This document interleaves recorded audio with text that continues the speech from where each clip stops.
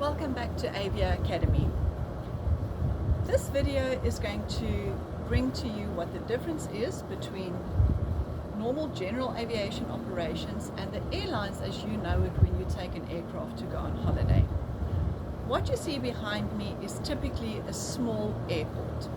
Now, you as a passenger or just as an aviation enthusiast will have the opportunity to be able to come to an airport like this, stand where I'm standing, walk on the tarmac that's behind me and have a look at the aircraft. That is something you cannot do at a commercial airport where there's airliners. Those airports are extremely tight regulated from a safety point of view for obvious reasons, and also the number of people that move through those airports. We are talking about over 1 billion people that move through airports annually globally, so you can imagine the amount of foot traffic that these airports deal with. That is not the case at smaller airports, and because there's so many of them and so many people park their aircraft or hang their aircraft all over the countries, you can really go to any airport. A lot of these airports have little restaurants and you can go have your morning breakfast while having what is behind me as a view, which is really awesome. So what typically happens at an airport like this? You have a training school. You have in the far distance, you see there's a few jets parked over there. That is normally parked at a facility called an FBO. Now, FBOs are both at big commercial airports and they're also at the smaller airports. They serve the same type of aircraft, but they often serve them for different purposes. Also, your FBOs that are placed at a normal small airport like this one in the United States, they facilitate passengers that need to go on a quick business trip. The owner of the aircraft possibly hangs his aircraft here. They have their own air hostesses or cabin crew.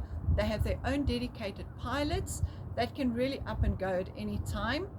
And the facilities on the ground would include doing the baggage handling, doing all the overflight clearances for the flights, doing the catering for the aircraft, making sure the lavatory service is done. So there's a lot of things that the FBO do. You, as looking for a career opportunity, can fill any one of those positions behind the scenes, and also the administrative side in the office. Normal invoicing needs to be done, normal customer liaison needs to be done. So you see that this industry is vast and it's open there for you to explore.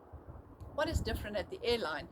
A lot of your people that you call when you make a booking for the aircraft is maybe somewhere in a home office. They do telephone bookings, maybe corporate offices that you never get to see the people.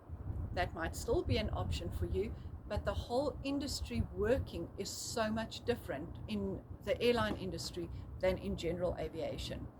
In general aviation, when an aeroplane is booked, you pay for the use of the entire aircraft. When you book a ticket to go on vacation, you pay per seat. So that's the difference. If you join Avia and you do my course, my online non-technical course that we'll be launching on December the 1st, we will speak and teach you about everything that happens on the airline side and the general aviation side and how that ticket booking affects that aircraft.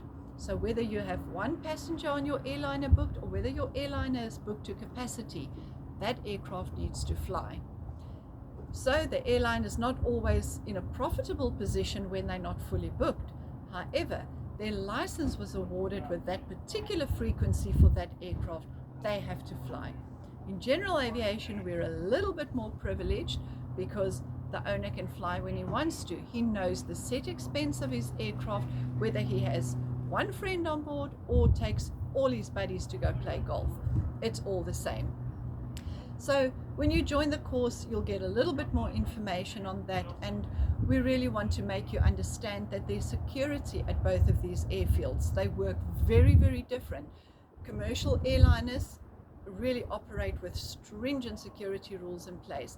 It's not to say that general aviation does not work with stringent rules, but there's less people that need to man this facility because the aircraft are smaller, the frequencies are less, and some airports even close a certain time at night when there's no personnel. So there's a lot of differences between the two industries. What you, however, need to understand as a new student or somebody that's in the industry that have never got to explore this side is that general aviation and commercial airline operations are two separate entities. The FAA, the Federal Aviation Administration, or any country's local civil aviation authority is still responsible for both those entities. So don't think that if you go to a smaller airport that you're going to be exempt from any of those. They still operate the same way on smaller scale, but the aircraft cost operation is slightly different. We're excited to bring all of these to you. If this is something you're interested in pursuing as a career, please log into my Facebook page and join my website from December the 1st. Sign on for the course, do it, and get yourself equipped for your new career in the aviation industry. I'm Natasha Redes, and I thank you for joining Avia Academy again. Goodbye.